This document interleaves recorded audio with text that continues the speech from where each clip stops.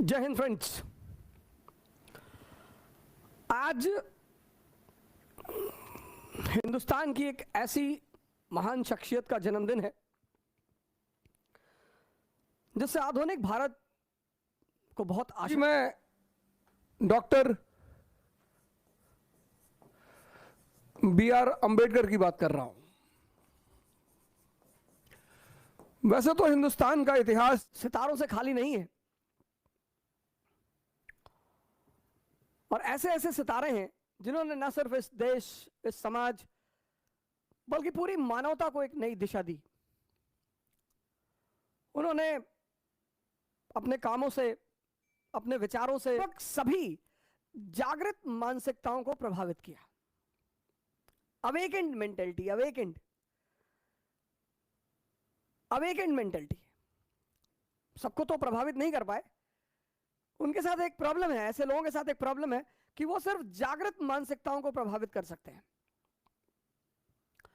बुद्ध, महावीर, दादू, नानक, रैदास, गांधी, भगत सिंह, सुभाष चंद्र बोस और न जाने कितने सारे लोग। लेकिन आज 14 अप्रैल डॉक्टर बी.आर. अंबेडकर का जन्मदिन और एक बड़ा ही खास समय। मैंने कहा ना, हालांकि मैंने सोच रखा है कि मैं डॉक्टर अंबेडकर पर एक सीरीज जरूर बनाऊंगा और उस सीरीज से पहले आज मैं 4 चीजों की पर बात करूंगा। पहला, दलित।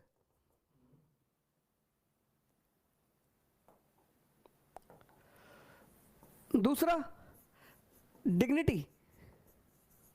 तीसरा, धम्मा। और चौथा, डेमोक्रेसी।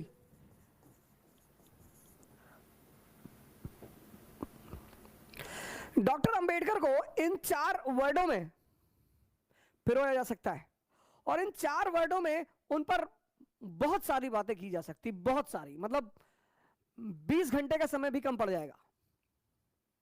अगर इन 4 वर्डों पर चर्चा की जाए तो 20 घंटे का समय, 30 घंटे का समय कम पड़ जाएगा। और मैंने कहा कि डॉक्टर अंबेडकर आधुनिक भारत का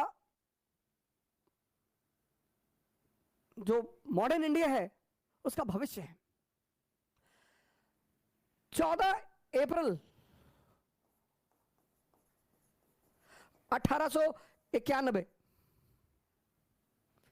में रामजी सकपाल और भीमाबाई, श्री रामजी सकपाल, रामजी सकपाल और श्रीमती भीमाबाई,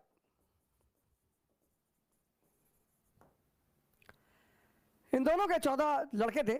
14वें पुत्र थे भीमराव रामजी। जैसा कि लगभग सभी महापुरुषों के पीछे एक कहानी होती है, ऐसे इनके पीछे भी एक कहानी है, इनके जन्म के पीछे भी एक कहानी है कि रामजी सकपाल के कोई भाई थे, वो सन्यासी हो गए थे। महार जाति के लोग मुख्यतः कबीरपंथी थे, मुख्यतः। और कबीर का वो नारे, उस नारे में बड़ा विश्वास रखते थे कि जाति पात पूछे नहीं कोई और हरि का भजे सो हरि का होई। तो डॉक्टर अंबेडकर के पीछे भी एक कहानी है कि इनके जन्म के पीछे एक कहानी है कि रामजी सकपाल जी के कोई भाई थे, वो आरंभिक दिनों में सन्यासी हो गए थे। तो एक बार शायद वो संतों के साथ सकपाल जी के गांव की तरफ से गुजर रहे थे, तो गांव की किसी महिला ने उन्हें देख लिया। तो उसने आगे रामजी सकपाल जी को बताया कि आपके वो भाई जो सन्यासी हो गए वो गांव से गुजर रहे हैं। तो सकपाल जी भागते हुए उनके पास आए कि प्रभु महाराज, हमारे दरवाजे चले, हमें भी सेवा करने का मौका दें। उन्होंने कहा यार, घर तो तुम्हारे नहीं जा पाएंगे, अब तो मेरा कोई घर नहीं, मैं सन्यासी, सब कुछ मैं त्याग चुका हूं, लेकिन तुमको एक आशीर्वाद देता हूं कि तुम्हारे घर में एक ऐसा पुत्र पैदा होगा, ऐसा लड़का पैदा होगा जो पूरे इतिहास को एक नई दिशा देगा, एक नया डायरेक्शन देगा। और मैं आप सभी लोगों से निवेदन करता हूं कि आप किसी भी जाति के हो, किसी भी धर्म के हो, किसी भी क्षेत्र के हो, किसी को भी मानने वाले हो, डॉक्टर अंबेडकर को बिना पढ़े उनके प्रति कोई राय ना बनाएं। हमारे मित्र हैं लातूर से एमपी भी रहे बीजेपी से, डॉक्टर सुनील बलिराम गायकवाड़। डॉक्टर सुनील बलिराम गायकवाड़, उन्होंने बड़ी सारी किताबें, मैरीन फूड्स करके किताब लिखी, और डॉक्टर अंबेडकर की जो उनकी किताब है, मतलब उनकी किताब पढ़कर मुझे बड़े सारे अंबेडकर के ऐसे पहलुओं के बारे में पता चला जिनसे मैं नावाकिफ था। 2-3 किताबें मैंने पहले भी पढ़ रखी थी, लेकिन गायकवाड़ साहब ने जो किताबें लिखी, जो किताब डॉक्टर अंबेडकर पर लिखी है, वो तो एक बहुत सारी किताबों में एक सराहनीय किताब है। तो कभी आपको मौका लगे तो डॉक्टर सुनील बलराम गायकवाड़ की वो अंबेडकर की जो जीवनी है उसको जरूर पढ़ें। और अंबेडकर एक ऐसे व्यक्तित्व हैं, अंबेडकर, गांधी, ये सब ऐसे व्यक्तित्व हैं कि इन पर सुनकर राय ना बनाएं। अगर इन लोगों पर सुनकर आपने राय बनाई, जैसे मैं एक बड़ा छोटा सा एग्जांपल आपको देता हूं, गांधी को इतना गाली देते इस देश में इतना लोग गाली देते, इतना, पर सर जब आप उस आदमी को पढ़ेंगे ना और समझेंगे, आज 2022 भारत एक राष्ट्र है।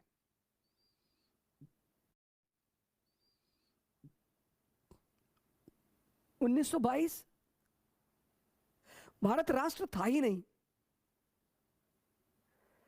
आज 2022 भारत एक राष्ट्र है, सशक्त राष्ट्र है, दुनिया में एक हस्ती है इस देश की। लेकिन राष्ट्र के नाम पर आज भी लोगों को इकट्ठा करना मुश्किल है।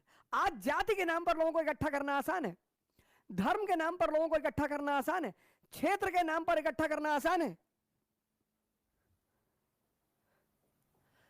1920 का भारत, 2022 का भारत, भारत एक राष्ट्र है, सशक्त राष्ट्र है, और आज भारत के लोगों को नेशन के आधार पर एकत्र करना मुश्किल है। और 1920 में राष्ट्र था ही नहीं। मैंने कहा ना, आज आप लोगों को जाति के नाम पे इकट्ठा कर लेंगे, आज आप लोगों को धर्म के नाम पे इकट्ठा कर लेंगे, क्षेत्र के नाम पे इकट्ठा कर लेंगे, लेकिन राष्ट्र के नाम पर। और जब उस आदमी ने नॉन कोऑपरेशन मूवमेंट शुरू किया, अरे भारी भीड़, उस बैकग्राउंड में जब अंग्रेजों ने जलियांवाला बाग नरसंहार किया था, उस बैकग्राउंड में आप सोचो सर, बिना राष्ट्रवाद की धारणा के लोगों को बाहर बुलाना कितनी बड़ी उपलब्धि रही होगी इस व्यक्ति की। सर वो आम बात नहीं है। इसलिए मैं आप सभी लोगों से इस देश में निवेदन करता हूं, खासकर अपने युवा मित्रों से निवेदन करता हूं, बहुत जल्दी भावुक हो जाते हैं। व्हाट्सएप यूनिवर्सिटी से दूर रहें, फेसबुक यूनिवर्सिटी से दूर रहें, इन सब यूनिवर्सिटियों से दूर रहें, पढ़ें। आज इसीलिए मैं इस व्यक्ति पर बोलना रहा हूं, डॉक्टर भीमराव रामजी अंबेडकर। कुछ लोगों का बड़ा महत्व है इनकी जीवन में। एक तो इनके टीचर है अंबा वाडकर, उनका बड़ा महत्व है, अंबा वाडकर, इनका बड़ा महत्व है। एक इनके दोस्त है फेलिक्स वाइली, ये इनके जापानीज दोस्त हैं, फेलिक्स वाइली। एक इनके दोस्त हैं नवल बैथना, पारसी दोस्त, और इनकी वाइफ सविता अंबेडकर, श्रीमती सविता अंबेडकर। ऐसे बड़े सारे लोग हैं, ऐसे कई सारे लोग हैं जो इनसे बड़ा जुड़े रहे, लेकिन इन 4-5 लोगों का बड़ा प्रभाव रहा इनके ऊपर। कई सारे लोग हैं, कई सारे लोग हैं जो इनके जीवन से जुड़े रहे, लेकिन इन लोगों का बड़ा जबरदस्त योगदान रहा इनके जीवन में। तो मैंने कहा कि डॉक्टर अंबेडकर को 4 शब्दों में पिरोया जा सकता है। का जो उल्लेख हुआ वो हुआ एक्ट ऑफ 1919 में। डिप्रेस क्लासेस का जो उल्लेख हुआ वो एक्ट ऑफ 1919 में। डिप्रेस क्लासेस, हरिजन नहीं, महार नहीं, किसी जाति का नाम नहीं लिया गया, डिप्रेस क्लासेस, डिप्रेस्ड यानी सताए हुए लोग, परेशान लोग, अपने अधिकारों से वंचित लोग। आज तो डॉक्टर अंबेडकर को एक ब्रांड बना लिया गया, वोट बैंक। काफी दिनों तक गांधी जी वोट बैंक बने रहे। मैं तो बहुत सारे लोगों से, आज उनका बर्थडे था, मेरे कई सारे मित्र हैं, बड़ा बैनर लगवा रहे थे, तो मैंने उनसे पूछा भी कि अरे भैया कुछ हमें भी बताओ इनके बारे में। अरे बोले हम ही को कहां पता है। डॉक्टर अंबेडकर को वोट बैंक मत बनाओ, डॉक्टर अंबेडकर को मार्गदर्शक बनाओ।